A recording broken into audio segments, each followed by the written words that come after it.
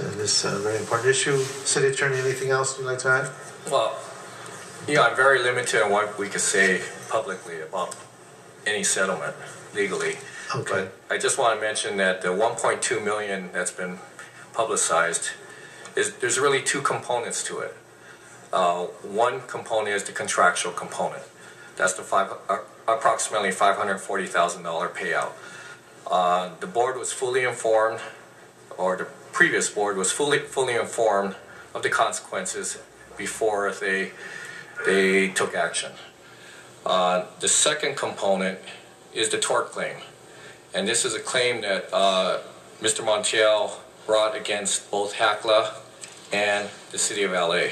So there's two claims that were out there, and that's a separate issue. That was resolved by Charlie Slingstad here, who handled the matter, and he could talk about what we faced on it. Okay. Anything else, sir? Thank you. My name is Charles Slingstad. I just wanted to make certain that the council knew that this matter was resolved for the minimum amount of money that the Housing Authority of the City of Los Angeles could be charged. The $540,000 was contractually mandated.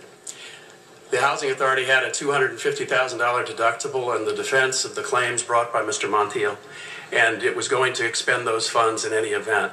So it is out of pocket for what it would have spent, whether it had defended or whether it had settled with Mr. Montiel, because the litigation costs for defending such a case, which was both aimed at the Housing Authority of the City of Los Angeles and at the City of Los Angeles itself, was approximately $600,000 to $700,000. So when we resolved it, we did so with an insurance carrier, fully informed. It is a very large carrier. It settled this case before it was even filed in a rational basis and with justification and with advice given to it. So both short and long term, I believe. Unfortunately, the circumstances called for resolution of it, but it was resolved on what are extremely favorable grounds for the agency given the circumstances.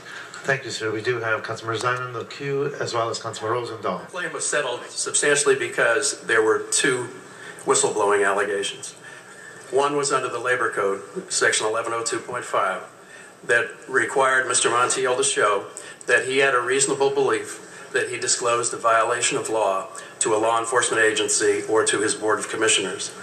The second of the whistleblowing claims was under the California False Claims Act, Section 12653, that did not require a disclosure. It just required Mr. Montiel to prove that he had taken any act in furtherance of a false claims action against someone who might be responsible. In this case, his allegations were against the commissioners relating to some of these expenses you've talked about, and was relating to several conflicts of interest allegations involving several of the former commissioners of the Housing Authority. Okay.